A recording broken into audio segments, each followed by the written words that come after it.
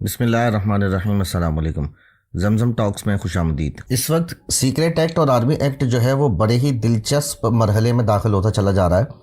کیونکہ ڈاکٹر عارف الوی جس طریقے سے اس ٹائم متنازع ہوتے چلے جا رہے ہیں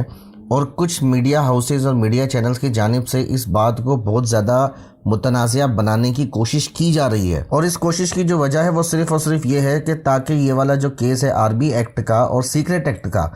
یہ کیس جو ہے وہ صدر مملکت کی جانب سے وہ کمزور ہو جائے اور یہ بل کسی نہ کسی طریقے سے نافذ العمل ہو جائیں۔ لیکن ڈاکٹر عارف الوی نے ان بندوں کے خلاف ایکشن شروع کرا جن لوگوں نے اس ایکٹ کے اندر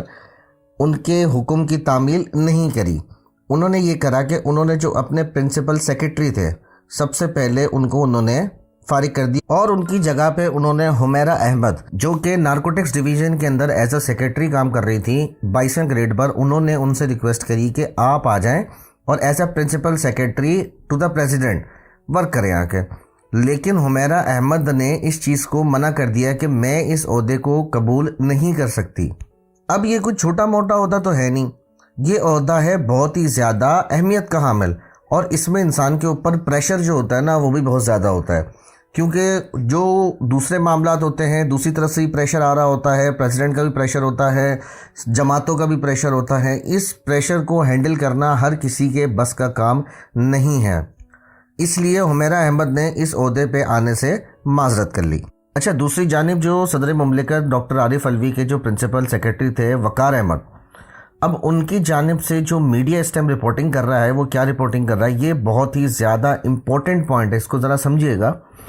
وہ رپورٹنگ یہ کر رہے ہیں کہ ڈاکٹر عارف الوی نے ان کے اوپر پریشر ڈالا تھا کہ ان کی پارٹی پی ٹی آئی کا ڈاکٹر عارف الوی کے اوپر بہت زیادہ پریشر ہے، اس لیے آپ ابھی اس بات کو باہر نہ لیک کریں اور اس بات پہ آپ ذرا خاموش رہیں۔ اور ذرائع کا ساتھ ہی ساتھ یہ کہنا ہے کہ ڈاکٹر عارف الوی نے ان کو آفر بھی کری تھی کہ 2-3 سال بعد جیسے ہی پی ٹی آئی کی گورنمنٹ آئے گی تو ان کی تلافی اس وقت کر دی جائے گی، جس پر وقار احمد کا یہ کہنا تھا کہ سر میں تو چند ماہ میں ریٹائر ہو رہا ہوں اور کچھ ہی عرصے میں میری بیٹی کی شادی ہے، لہٰذا میرا جو کیریئر ہے وہ ہے بہت ہی زیادہ بے داغ، اور میں نہیں چاہتا کہ کسی ایسی وجہ سے میرے کیریئر کے اوپر کوئی دھبا لگے جو کام میں نے کیا ہی نہیں۔ ڈاکٹر عارف الوی نے ان کو ہر طرح سے راضی کرنے کی کوشش کری، ان کو خط لکھنے سے منع کرا، ان پہ دباؤ ڈالا، پریشر ڈالا، لیکن وقار احمد صاحب نے ہر طرح کا دباؤ اور پریشر قبول کرنے سے انکار کر دیا۔ یہ رپورٹنگ کر رہا ہے ہمارا میڈیا۔ اب یہ جو جتنی بھی بات اس وقت چل رہی ہے کہ جی کہ 2-3 سال بعد جب پی ٹی آئی کی گورنمنٹ آئے گی آپ کو ایڈجسٹ کر لیں گے، آپ کی اس کی تلافی ہو جائے گی ایکسیکٹرا ایکسیکٹرا، یہ سب کے سب جو ہیں یہ الزامات ہیں، اور یہ الزامات کیوں ہیں؟ کیونکہ انہوں نے صدر پاکستان کے گرد گھیرا تنگ کرنا ہے، کیونکہ وہ ہر اس چیز کے اندر رکاوٹ اس وقت بنے ہوئے ہیں جو کہ عمران خان کے خلاف ہو رہی ہے، اور کتنے ہی بل ایسے ہیں جو کہ ڈاکٹر عارف الوی نے ایک کے بعد ایک ریجیکٹ کر کے واپس بھجواتے رہے، لیکن اس بل کے اندر ان کو رگڑا دینے کی کوشش کی جا رہی ہے تاکہ وہ آئندہ کے بعد کوئی بھی بل اگر بھیجا جائے تو وہ اس کے اوپر کچھ نہ کریں، اور جو بل بھیجا جائے وہ خاموشی سے اس کے اوپر دستخط کر دیں۔ ان باتوں کی جو تصدیق ہے وہ اس بات سے ہو سکتی ہے کہ جیسے کہ نون لیگ کے جو ایک ایڈوکیٹ ہیں عرفان قادر صاحب، اور ساتھ ہی ساتھ جو سابق اٹارنی جنرل ہیں پاکستان کے، انہوں نے یہ کہا کہ ڈاکٹر عارف الوی قصوروار نکلے تو وہ نااہل ہو سکتے ہیں۔ یہ بہت ہی زیادہ اہم بات ہے کہ وہ نااہل ہو سکتے ہیں، کیونکہ صدر پاکستان جو ہیں وہ کوئی بھی بل زبانی کلام میں ریجیکٹ نہیں کر سکتے، ان کو تحریری ثبوت دینا ہوں گے، اگر وہ ثبوت دینے میں ناکام رہتے ہیں تو ان کو نااہل کیا جا سکتا ہے۔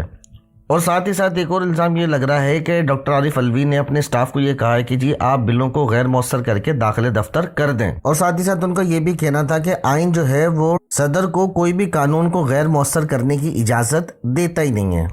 اور یہ والا جو قانون ہے نا یہ بہت ہی زیادہ انٹرسٹنگ ہے کہ صدر صاحب اگر اپنے پاس کسی بھی بل کو رکھتے ہیں جو قانون سازی کے اوپر ہے تو وہ بل جو ہے وہ منظور کر لیا جائے گا، یعنی کہ وہ منظور تصور ہوگا۔ یہ بہت ہی زیادہ انٹرسٹنگ بات ہے کہ اگر صدر صاحب کسی وجہ سے بل کو اگر اپنے پاس رکھتے ہیں ریویو کے اوپر یا کسی اور چیز کے آنے کا اگر وہ انتظار کرتے ہیں، اور اگر اس کے اندر وہ ٹائم لگتا ہے، جیسے آپ دیکھ لیں کہ 90 دن کے اندر الیکشن کا ٹائم تھا، انہوں نے کہا کہ الیکشن 90 دن کے اندر نہیں ہو سکتے، کتنے ہی لولی پاپ دیے انہوں نے، تب تو ان کو قانون یاد نہیں آیا۔ لیکن اس بات کے اوپر ان کو فوراً قانون یاد آ جاتا ہے اور اپنی مرضی کی قانون کی یہ تشریح بھی کر لیتے ہیں کہ جی کہ آپ بھلے سائن کریں یا نہ کریں. انہوں نے اس کو دفتر کے اندر اس طریقے سے معاملے کو الجھا کے رکھا کہ جیسے ٹائم پورا ہوا انہوں نے کہا جی کہ یہ لو جی یہ تو قانون بن گیا. یہ بہت ہی زیادہ حیران کن بات ہے اور یہ پاکستان کی تاریخ میں آج سے پہلے ایسے کبھی نہیں ہوا جو اب یہ صورتحال چل رہی ہے. اور یہ جتنا بھی معاملہ کیا جا رہا ہے یہ صرف اور صرف اس کی بیس ایک ہے کہ ڈاکٹر عارف علوی اگر ان کے پاس 2/3 اکثریت ہوتی یہ کب کا ڈاکٹر عارف علوی کو فارغ کر چکے ہوتے. لیکن مجبوری یہ ہے کہ ان کے پاس 2/3 اکثریت موجود ہی نہیں تھی جس کی وجہ سے یہ کام نہیں کر سکتے. اور نگراں سیٹ اپ کے پاس اتنا پاور اور اتنا اختیار نہیں ہے کہ وہ ڈاکٹر عارف علوی کو ان کی کرسی سے ہٹا سکیں.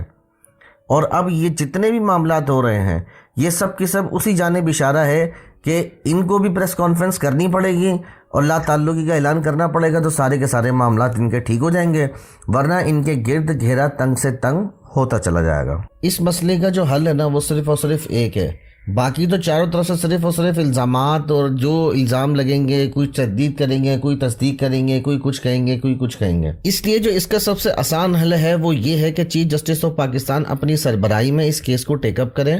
سو موٹو ایکشن لیں اس کے اوپر اور حقائق جو ہے وہ عوام کے سامنے لے کر آئیں. عوام کا جاننے کا یہ پورا حق ہے کیونکہ عوام ہی ان کو ووٹ دیتی ہے اور عوام کے ووٹوں سے ہی یہ ایوانوں کی کرسیوں پہ جا کر بیٹھتے ہیں. عوام کے ٹیکس کے پیسوں سے ہی ان سب کے معاملات چلتے ہیں. اس لیے عوام کو یہ جاننے کا حق ہے کہ ان کے لیے کون کام کر رہا ہے اور ان کے خلاف کون کام کر رہا ہے. اور چیف صاحب ہی جو ہیں وہ اس مسئلے کا حل نکال سکتے ہیں کیونکہ ان کے پاس پاورز ہیں. وہ اس چیز کو یا تو ایکسیپٹ کروا سکتے ہیں یا ریجیکٹ کروا سکتے ہیں، یہ ان کے اختیار میں ہے. اس کے علاوہ سب کے سب صرف الزامات کے کھیل کھیلتے رہیں گے اور اپنی سیاستوں کو چمکاتے رہیں گے